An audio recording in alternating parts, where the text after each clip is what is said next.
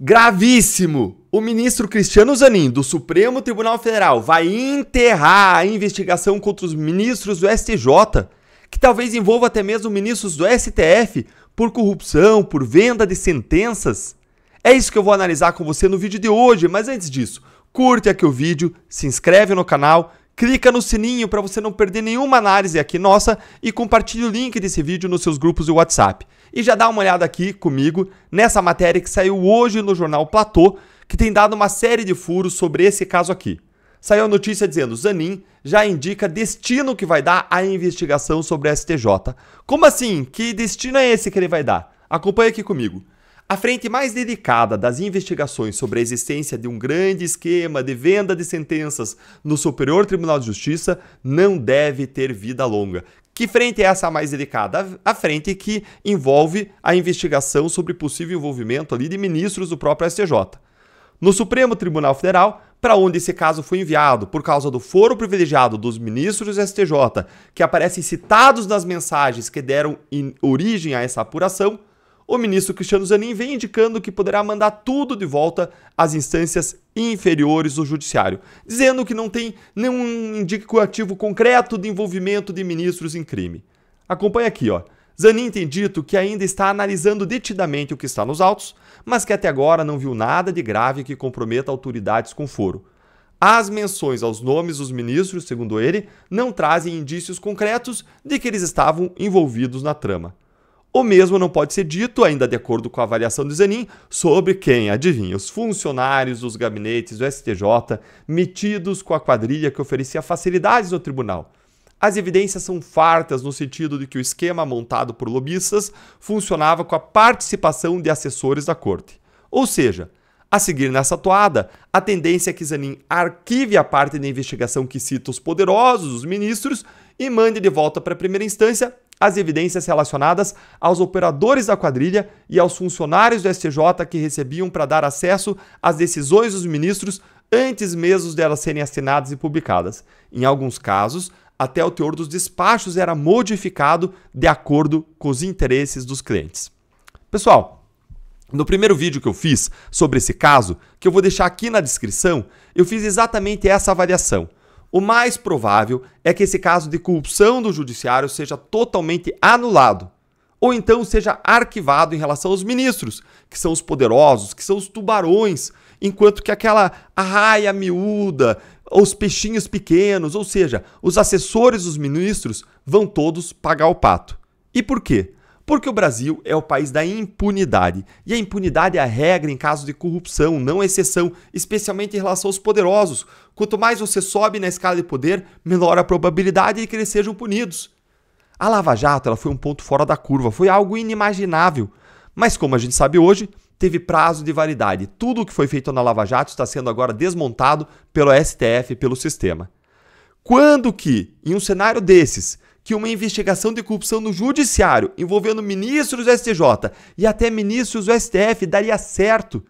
Até na Lava Jato, que tinha contra ministros, foi alvo de arquivamento, ou seja, foi enterrado. As investigações foram encerradas. E quando surgiu a investigação da Receita Federal contra ministros do STF, o que eles fizeram? Eles usaram o inquérito do fim do mundo, aquele mesmo que é relatado, que é coordenado, que é tocado pelo Alexandre de Moraes. Usaram esse inquérito para mandar parar as investigações e até afastar os auditores da Receita Federal que estavam tocando as investigações. O que é absurdo. Jamais poderia o Supremo atuar nesse caso, tinha que ser um juiz de primeira instância. E mesmo que atuasse o Supremo, jamais eles poderiam determinar que as apurações da Receita parassem apenas porque envolviam ministros do Supremo.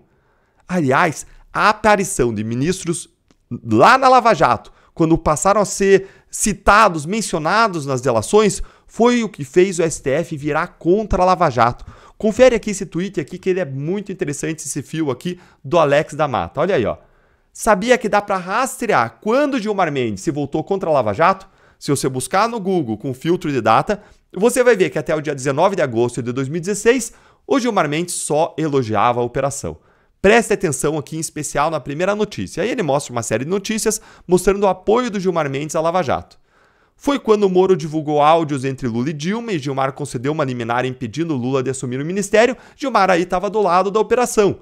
Para você ter uma ideia, A defesa de Lula tinha tanto medo de Gilmar Mendes que chegou a pedir para o Teori Zavascki para impedir que ele se intrometesse de novo. Tudo isso mudou em poucos dias. Em 23 de agosto, poucos dias depois, Gilmar Mendes chamou o Moro de cretino por apoiar as 10 medidas contra a corrupção e disse que o cemitério estava cheio de heróis como os procuradores da Lava Jato. Que virada, hein, gente?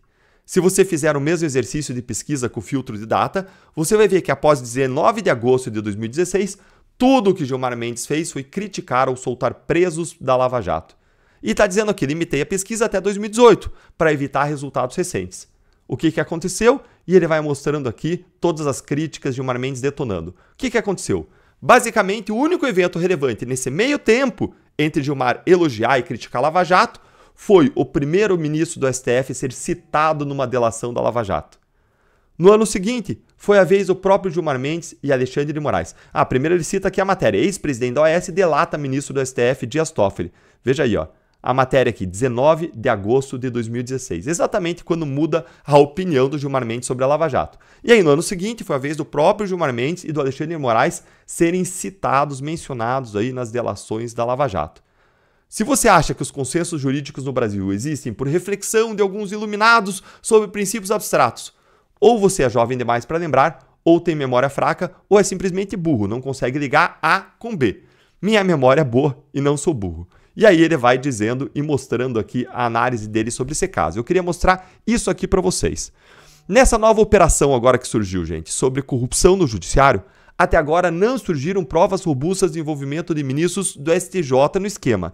Mas tem alguns indícios preocupantes e que merecem ser investigados, como um relatório do COAF indicando que o ministro do STJ recebeu dinheiro de um dos lobistas do esquema.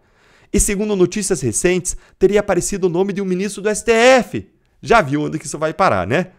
Quem vai dar a palavra final sobre tudo é claro que é a justiça. E todos têm que ser considerados inocentes até o trânsito e julgado da condenação criminal, que nunca acontece no Brasil. Mas, considerando que a escolha dos ministros desses tribunais superiores lá de cima é política, e que a gente, considerando aquilo que a gente escuta que acontece aí nos tribunais em relação a alguns desembargadores, parece muito improvável, gente, que existisse um esquema de corrupção amplo desses no coração do STJ, envolvendo a venda de decisões judiciais por cifras milionárias em vários gabinetes, inclusive com entrega de decisões antes de elas serem proferidas e depois elas são publicadas exatamente iguais àquelas entregues pelos lobistas, sem que nenhum ministro do tribunal soubesse ou participasse disso. Me parece muito improvável que seja uma coisa só de assessores. Agora eu quero ouvir a sua opinião. Você acha que o Zanin vai deixar a investigação correr ou que ele vai arquivar a investigação contra os ministros? A justiça vai punir apenas os peixes pequenos ou vai permitir também a investigação dos grandes? Ou pelo menos, a justiça vai deixar o caso ser investigado até o fim ou vai mais uma vez impedir que ministros sejam investigados? Me conta aí a sua opinião nos comentários.